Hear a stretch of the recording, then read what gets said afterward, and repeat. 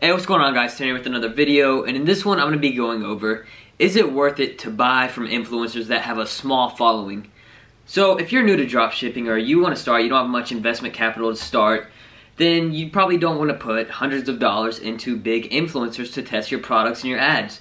So usually people hit me up, they're like, is this page good to buy from? It's like a 20,000 follower page. And the answer could be both ways. It could be yes or it could be no. Because from a long-term marketing strategy, no, it's not good to buy from a small page. So let me explain why I said no. Because you may be able to put some money in and make a good return on your investment from buying from the first time on a small page. But the thing is, you won't be able to get those same results every time just posting that same ad with them every time. Because if you do, it's just going to get oversaturated. And all the people that are active on that page are going to see that ad and they're already going to have made their mind whether they want to buy it or they're not interested or anything.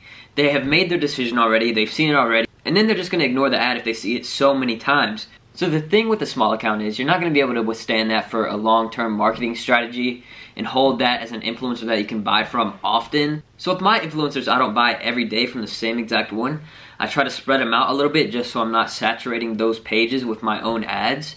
So that's the thing with smaller pages, it's a lot harder to withstand a good profit when you're buying from them and promoting to the same exact people all the time and that page isn't growing. So with me, when I buy from pages, I usually buy from accounts that have 500,000 or more followers, usually even more than that, a million or a few million. And the reason is because I'm not going to saturate that audience very quick because it's such a big audience.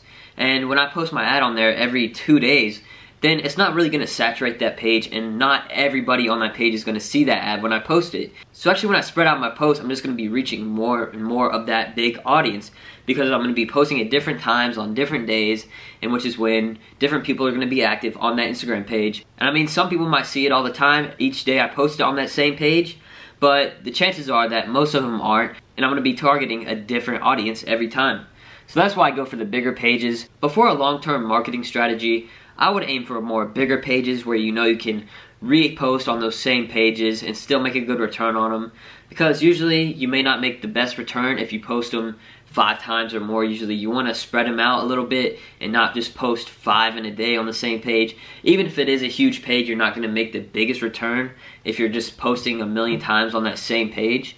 So when it comes down to those smaller pages, it's honestly not worth it. I mean, from the start, you may be able to make a good return, like I said before. So if you're starting dropshipping and want to test some influencer ads, I definitely recommend going for some smaller pages.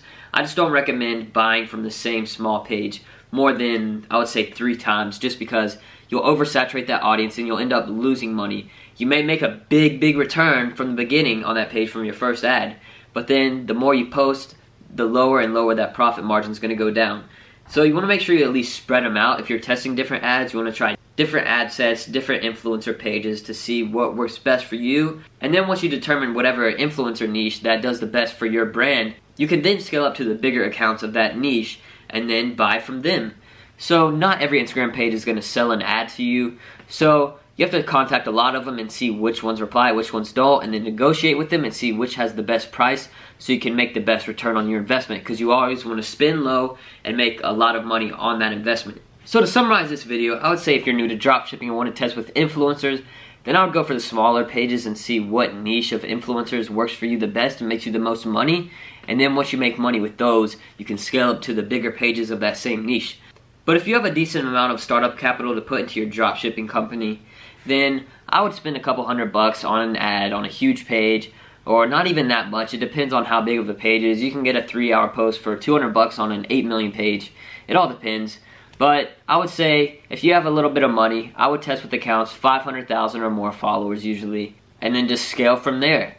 And if you're losing money, which I get a lot of DMs about, is people go into influencer marketing and they lose all their money. They have $200 and then they spend it all in one day on ads, and then they just don't know what to do because they have no more money. They can't put any more into ads, so they have to figure out a different way to make income to put more investments into dropshipping. So it all depends. For me, I had a little bit of money saved up because I've always been doing some business marketing kind of stuff for the past 3 years or so.